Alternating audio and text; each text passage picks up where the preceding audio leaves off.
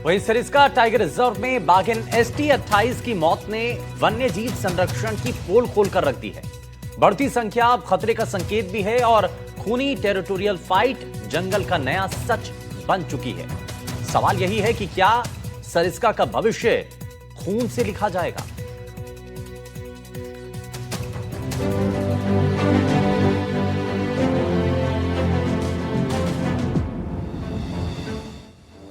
Sariska tiger reserve से आई ये खबर वन्यजीव संरक्षण की गंभीर चुनौतियों को उजागर करती है। बाघिन ST28 की मौत ने पूरे सिस्टम को झकझोर कर रख दिया है। बाघिन ST28 की मौत कोई साधारण घटना नहीं, ये वन्यजीव संरक्षण की नाकामी का खुला सबूत है।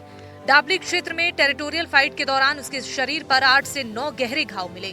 खून इतना बहा कि मौके पर ही उसकी जान चली गई। अलवर के सरिस्का बाग परियोजना में लगातार बढ़ते बाघों के कुनबे के बाद टाइगर्स की संख्या 50 हो गई थी, लेकिन इसके साथ ही अब टेरिटोरियल फाइट भी अब सामने आने लगी है।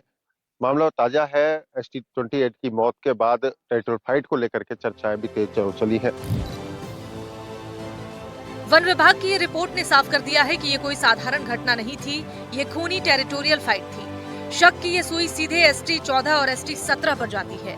पिछले हिस्से पर गहरे दांतों के निशान, पुट्ठों पर बेरहमी से किए गए वार, यही घाव ST28 की जान ले गई। बड़ी दुखद घटना है। एक ST28 फीमेल जो है बाघिन है, जो डाबली एरिया से, जिसका आज सुबह 100 बरामद हुआ सुबह गश्त करने के दौरान। और प्रथम दृष्टया जो हमें पता चला तो ये है कि उसमें जो है शरीर के पिछले हिस्से में कई जगह उसके पंक्चर मार्क्स थे, जिनकी फोटो मैंने आप लोगों से साझा की है। सरिस्का का जंगल इस वक्त करीब 49 बाघों का घर है, जिनमें 21 शावक भी शामिल हैं। लेकिन जैसे जैसे ये शावक बड़े होते हैं, टेरिटरी की मांग बढ़ती जाती है।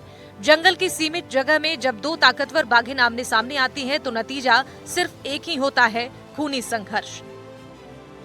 ST28 की मौत इस सच्चाई की गवाही है कि सरिस्का में अब हर कदम पर टकराव की आहट है। यहाँ जंगल का कानून साफ है, जो टेरिटरी पर कब्जा करेगा वही जिंदा रहेगा। सरिस्का में बाघों की बढ़ती संख्या अब खतरे के संकेत बन चुके हैं। ST28 की मौत कोई संयोग नहीं, बल्कि जंगल का कठोर सच है। नर और मादा आमतौर पर नहीं भिड़ते। असली लड़ाई होती है मादा बनाम मादा या नर बनाम नर, और यही खूनी संघर्ष अब बार बार सामने आ रहा है। जिस तरह का परिदृश्य है उसके हिसाब से इसमें आपस में टेरिटोरियल फाइट होने की संभावना है। और पोस्टमार्टम में जो रिपोर्ट अभी बनी नहीं है, लेकिन पोस्टमार्टम में जो 3 डॉक्टरों की टीम ने पोस्टमार्टम किया है, उनके हिसाब से भी जो इसमें मौत का कारण है वो आपस में फाइट होने की वजह से है और एक्सेसिव शरीर से ब्लीडिंग होने की वजह से। क्या उम्र है? लगभग 5 से 6 साल इसकी उम्र है और अभी तक इसके कोई भी बच्चे पैदा नहीं हुए।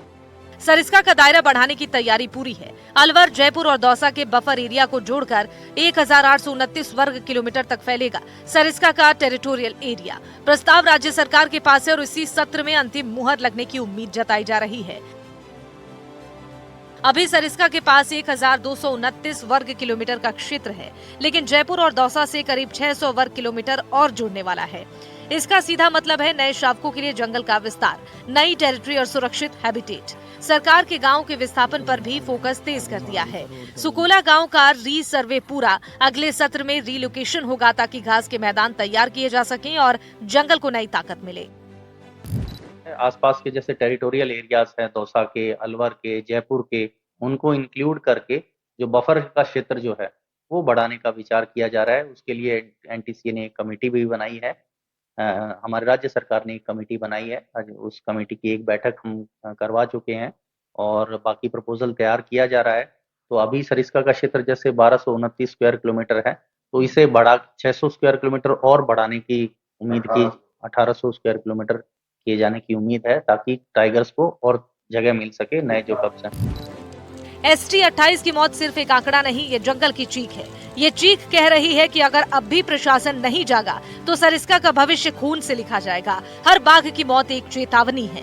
लेकिन क्या हम सिर्फ गिनती बढ़ाने तक ही सीमित रह गए हैं? क्या असली संरक्षण सिर्फ फाइलों और रिपोर्टों में है? सरिस्का की पहचान, उसकी शान, उसके बाघ सब खतरे में है। अगर ठोस रणनीति नहीं बनी तो आने वाले दिनों में हर मौत इसी तरह खामोश जंगल की चीख बनकर गूंजेगी।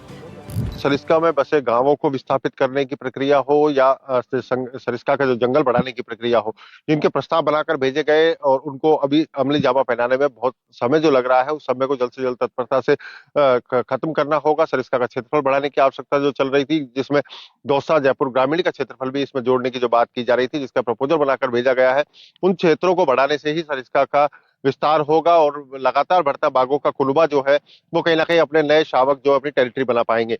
वहीं मानवीय दखल जो है उस पर भी कहीं ना कहीं अंकुश की आवश्यकता है और वन्यजीव प्रेमी मानते हैं कि मानवीय दखल जो कि आज भी गांव बसे हुए हैं, जिनको विस्थापित करने की प्रक्रिया काफी लंबे समय से चल रही है, उन्हें जल्द से जल्द वहां से विस्थापित करना होगा, जिससे हर गांव के बीच एक टाइगर अपनी टेरिटरी बना पाएगा। अलवर से मुदित गौड़, एनडीटीवी।